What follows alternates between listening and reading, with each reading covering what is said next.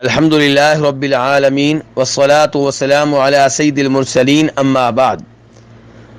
رمضان کے آخری جمعہ جسے لوگ جمعۃ الوداع کہتے ہیں، اس میں لوگ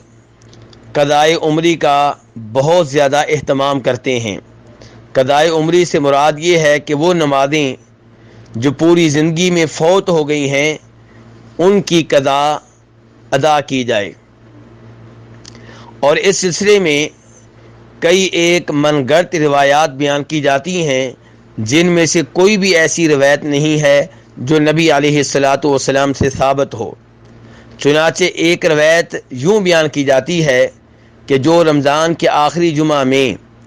فرد نمازوں کی قضا دے، اس قضا سے 70 سال کی فوت شدہ نمازوں کی قضا مکمل ہو جائے گی، ان کی کمی پوری ہو جائے گی۔ اس روایت کو علامہ عبدالحی لکھنوی رحمہ اللہ نے اپنی اس کتاب میں جگہ دی ہے جس کا نام ہے الآثار المرفوعہ فی الاخبار الموضوعہ۔ یہ علامہ عبدالحی لکھنوی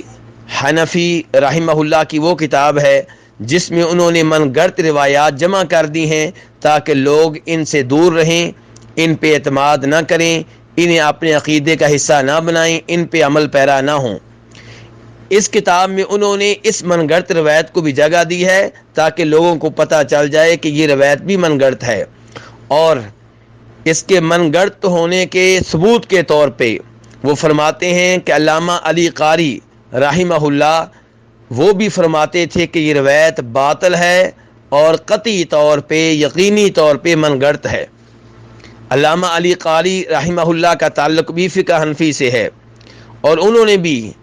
اس روایت کے بارے میں کہا ہے کہ یہ من گھڑت ہے، بلکہ وہ فرماتے ہیں کہ اس روایت کو فقہ حنفی کی مشہور و معروف کتاب الہدایہ کی شرح لکھنے والوں نے اپنی شروع میں جگہ دی ہے، نقل کیا ہے، لیکن ان کے نقل کرنے پہ اعتبار نہیں کیا جائے گا کیونکہ وہ محدث نہیں ہیں، اور نہ ہی انہوں نے اس من گھڑت روایت کی کوئی قابل اعتبار سند بیان کی ہے۔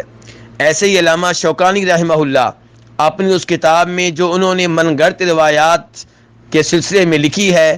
تاکہ لوگ ان من گھڑت روایات سے بچ جائیں، ان سے دور رہیں، اس میں فرماتے ہیں کہ یہ جو روایت بیان کی جاتی ہے کہ جو رمضان کے آخری جمعہ میں 5 فرض نمازیں ادا کرے دن میں یا رات میں، ان 5 نمازوں کے ادا کرنے سے 1 سال کی فوت شدہ نمازوں کی قضا مکمل ہو جائے گی۔ اس کے بارے میں وہ کہتے ہیں کہ اس روایت کے من گھڑت ہونے میں کوئی شک و شبہ نہیں ہے۔ تو خلاصہ کلام یہ ہے کہ رمضان کے آخری جمعہ میں قضائے عمری کے بارے میں جتنی بھی روایات بیان کی جاتی ہیں یہ ساری کی ساری من گھڑت اور ناقابل اعتبار ہیں، انہیں نبی علیہ الصلوۃ والسلام کی طرف منسوب کرنا غلط ہے۔ اسی لیے علماء کرام نے بڑی شدت سے ان کے اوپر انکار کیا ہے، حتیٰ کہ سعودی علماء کرام کی جو مستقل فتویٰ کمیٹی ہے ان سے جب قضائے عمری کے بارے میں سوال کیا گیا تو انہوں نے بھی کہا کہ یہ چیز جو ہے یہ ثابت نہیں ہے، نہ نبی علیہ الصلوۃ والسلام سے، نہ صحابہ کرام سے، اور نہ بعد میں آنے والے ان ائمہ کرام سے جو قابل اعتبار ہیں۔ اور پھر انہوں نے کہا کہ یہ قضائے عمری جو ہے اس کی شریعت میں کوئی اجازت نہیں آئی،